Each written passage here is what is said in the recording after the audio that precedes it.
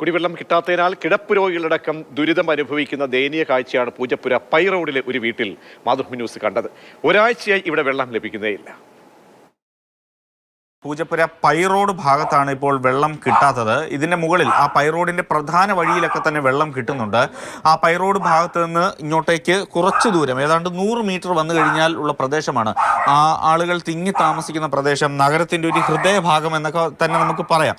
ആ പ്രദേശത്താണ് ഇത് ഒരു തുള്ളി വെള്ളം കുടിക്കാനില്ലാത്ത ഒരു അവസ്ഥ നിലവിൽ ഉള്ളത്. നമ്മൾ ആ ഒരു വീട്ടിലേക്ക് പോവുകയാണ്. ആ വീട്ടിൻ്റെ അകത്തെ സ്ഥിതി എന്താണ് അതൊക്കെ നമുക്ക് ഒന്ന് നോക്കാം. ഇത് ഒരു വീട്ടിൽ ഇവിടെ ഒരു കിടപ്പ് രോഗിയൊക്കെ ഉണ്ട്. അപ്പോൾ അവരുടെയൊക്കെ ഒരു ബുദ്ധിമുട്ട് നമുക്ക് മനസ്സിലാക്കാൻ കഴിയുന്നതേ ഉള്ളൂ. ഒപ്പം ഈ ടാപ്പ് ഇത് കണ്ടോ, തുറന്നാൽ വെള്ളമില്ല, ഒരു തുള്ളി വെള്ളമില്ലാത്ത അവസ്ഥ. അടുക്കളയിലേക്കൊക്കെ വന്നു കഴിഞ്ഞാൽ അത് വീണ്ടും വലിയ വലിയ ദുരിത കാഴ്ചയാണ്. കാരണം ഇവർ ആഹാരം പാചകം ചെയ്യാൻ കഴിയുന്നില്ല, ആഹാരം കഴിക്കാൻ കഴിയുന്നില്ല, ഒരു തുള്ളി വെള്ളം ഈ ടാപ്പിലില്ല. ഇതൊന്നും നമ്മൾ കള്ളം പറയുകയോ അല്ലെങ്കിൽ വേറൊന്നും കാണിക്കുകയൊന്നുമല്ല. യഥാർത്ഥത്തിൽ ആഹാരം പോലും ഇവിടെ വെച്ച് കഴിക്കാൻ കഴിയാത്ത ഒരു സ്ഥിതിയാണ് അവരെ സംബന്ധിച്ചിടത്തോളം ഉള്ളത്. പുറത്തുനിന്ന് ഈ പാവപ്പെട്ട ആളുകളൊക്കെ എങ്ങനെ ആഹാരം കഴിക്കും എന്നുള്ളൊരു പ്രധാനപ്പെട്ട ഒരു ചോദ്യമാണ്. അപ്പോൾ ഈ ദൃശ്യങ്ങളൊക്കെ ഒന്ന് അധികാരികൾ ഒന്ന് കാണണം. കാരണം ഇത്രയധികം ബുദ്ധിമുട്ടിൽ കഴിയുന്ന ഒരുപാട് വീടുകൾ തിരുവനന്തപുരം നഗരത്തിലുണ്ട്. കാരണം ഈ അമ്മ ഒരു കിടപ്പ് രോഗിയാണ്, കട്ടിലിൽ നിന്ന് എഴുന്നേക്കാൻ കഴിയില്ല, പ്രാഥമികമായി കാര്യങ്ങൾ ചെയ്തു കൊടുക്കുന്നത് മക്കളും മരുമക്കളും ഒക്കെയാണ്.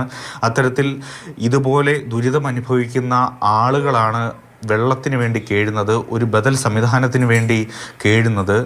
അപ്പോൾ അതൊക്കെ ഒന്ന് നടത്തി കൊടുക്കുന്നതിന് വേണ്ടി ഇനിയെങ്കിലും അധികാരികൾ തയ്യാറാകണം. ജല അതോറിറ്റി ഉദ്യോഗസ്ഥരൊക്കെ ഇത് കാണുന്നുണ്ടെങ്കിൽ, ഇത് പൂജപ്പുരയിലാണ്, നഗരത്തിൻ്റെ ഹൃദയഭാഗത്താണ്. പൂജപ്പുരയിൽ നിന്നും പൈ റോഡിൽ ആണ് ഈ വീടുള്ളത്. ഇവിടെ ഈ ഒരു അമ്മ കട്ടിലിൽ നിന്ന് എഴുന്നേക്കാൻ കഴിയാതെ ബുദ്ധിമുട്ടി ഒരു തുള്ളി വെള്ളമില്ലാതെ കഴിയേണ്ടി വരുന്ന ഒരവസ്ഥ, അത് അതിദയനീയം എന്നല്ലാതെ പറയാൻ കഴിയില്ല. ചേട്ടാ, ഇവിടുത്തെ വെള്ളമൊക്കെ എങ്ങനെയാണ്? നിങ്ങൾക്ക് കുറച്ചെങ്കിലും ടാങ്കറിലെങ്ങാനും ശേഖരിച്ച് വെക്കാൻ കഴിഞ്ഞിട്ടുണ്ടോ? ഇല്ല, നമുക്ക് ടാങ്കറിൽ എടുത്തില്ല. നമുക്ക് പിന്നെ അപ്പുറത്ത് ബാക്കിലൊരു കിണറുണ്ട്, എൻ്റെ എടുത്ത് ആവശ്യത്തിന്. ടാങ്കറിലൊക്കെ എന്ന് വെച്ചാൽ നമ്മൾ രാവിലെ ജോലിക്ക് പോയി നമ്മൾ രാത്രിയിൽ വന്നു. പിന്നെ ഒരു ടാങ്കർ വരുന്ന സമയത്ത് നമുക്ക് ഇപ്പം വെള്ളമൊക്കെ ഇപ്പം വയ്യാതെ കിടക്കുന്ന ഒരു അമ്മയുണ്ടല്ലേ വീട്ടില്? അപ്പൊ അവരെയൊക്കെ നോക്കുന്നതിനൊക്കെ എങ്ങനെയാ? ഇല്ല, ബുദ്ധിമുട്ട് തന്നെ, വെള്ളം ബുദ്ധിമുട്ട് തന്നെ. വെള്ളം എപ്പോഴല്ല, ഈ സമയമല്ല, ഇതിനു മുമ്പേ നമുക്ക് ബുദ്ധിമുട്ടായിരുന്നു. ഇപ്പം ഒരു 7-8 ദിവസമായി ഈ പൈപ്പിലൊന്നും വെള്ളമില്ല. പൈപ്പിലൊന്നും വെള്ളമില്ല. പൈപ്പൊക്കെ വെറുതെ 6-7 ദിവസം കൊണ്ട് വെള്ളമില്ലാതെ കിടന്നു. കഷ്ടപ്പെടാൻ തന്നെ. വയ്യാതെ കിടക്കുന്നവർക്ക് വെള്ളം വേണ്ടേ ശരിക്ക്. അതിന് ഭയങ്കര കഷ്ടം തന്നെ വെള്ളത്തിന്.